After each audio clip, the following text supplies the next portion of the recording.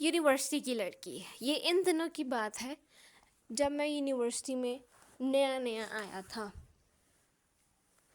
لڑکے لڑکیوں کا ایک ساتھ پڑھنا اور رہنا میرے لیے یہ نئی بات تھی، کیونکہ گاؤں میں اس چیز کا تو بالکل بھی ہم سوچ ہی نہیں سکتے تھے، اور ہمارے گاؤں میں تو پاپڑتا ماحول تھا اور بیٹے بیٹیوں پر کڑی نظر رکھی جاتی تھی، کہیں وہ اپنے راستے سے بھٹک نہ جائیں۔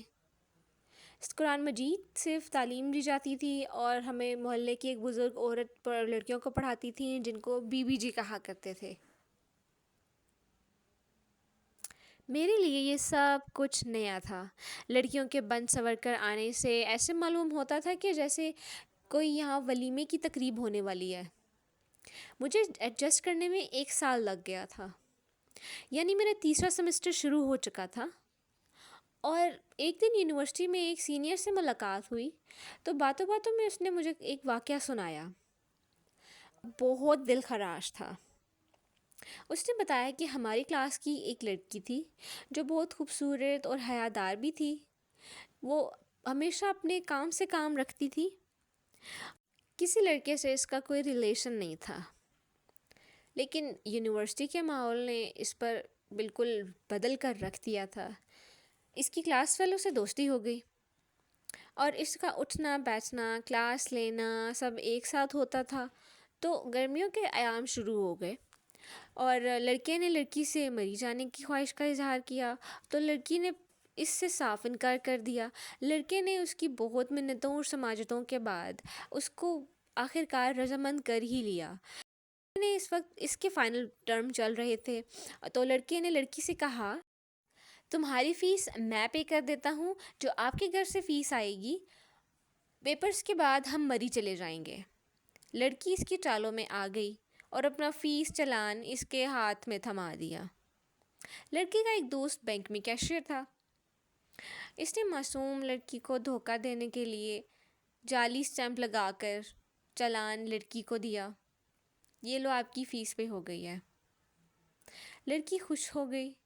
ہوا کچھ یوں کہ لڑکی کی فیس پیپرز ہونے سے پہلے آ گئی، تو اس نے وہ لڑکے کو دے دی اور دونوں نے مری کی تیاری شروع کر دی۔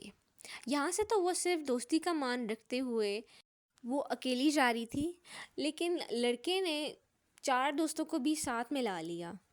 وہ رات ہاسٹل سے نکلی اور ان کے ساتھ روانہ ہو گئی۔ 3-4 دن سے گھر رابطہ نہ ہوا، تو اس کی فیملی بہت پریشان ہوئی، کیونکہ اس کا موبائل بھی بن جا رہا تھا۔ تو جب ہاسٹل سے رابطہ کیا گیا تو یہ پتہ چلا کہ وہ گھر جانے کے بہانے سے 5 دنوں سے ہاسٹل سے جا چکی ہے۔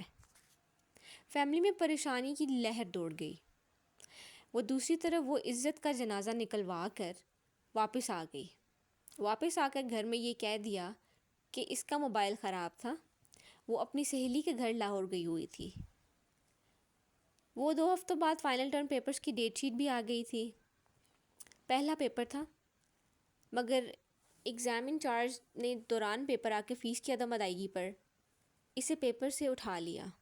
وہ چیختی چلاتی رہی، اپنا فیس چلان بھی دکھایا، مگر کچھ نہ بن سکا، اور اسے کسی پیپر میں نہ بیٹھنے دیا گیا۔ اب وہ گھر سے دوبارہ فیس بھی نہیں مانگ سکتی تھی۔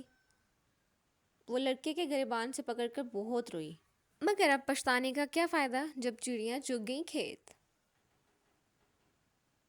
اب کچھ بھی نہیں ہو سکتا تھا۔ اس کی کسی مخلص روم میٹ نے اس کے گھر میں ساری حقیقت بتائی، تو اس کے والدین دھاڑے مارتے ہوئے یونیورسٹی پہنچ گئے۔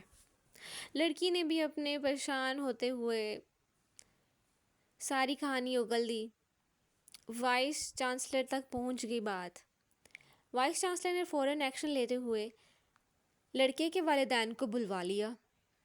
وائس چانسلر بہت نیک انسان تھا اور وہ انصاف کرنا چاہتا تھا، اسی لیے اس نے لڑکے کے والدین سے کہا کہ اب کے بیٹے کو اس لڑکی سے شادی کرنی پڑے گی۔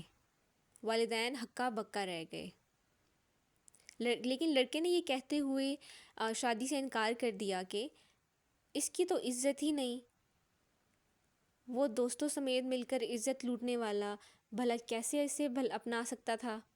کل دوست بھی اس سے تانے دیتے، وائس چانسلر نے وہی موقع پر دونوں کے بیڈ کریکٹر سرٹیفکیٹ بنا کر ہائیر ایجوکیشن کمیشن کو بھیج کر ان کو ہمیشہ کے لیے عبرتناک بنا کر قصہ تمام کر دیا۔ دوستو، اس کہانی سے میں لڑکیوں کو یہ میسج دینا چاہتی ہوں کہ خدا را ہاسٹل اور یونیورسٹیز میں رہ کر بوڑھے ماں باپ کی عزت پامال نہ کریں۔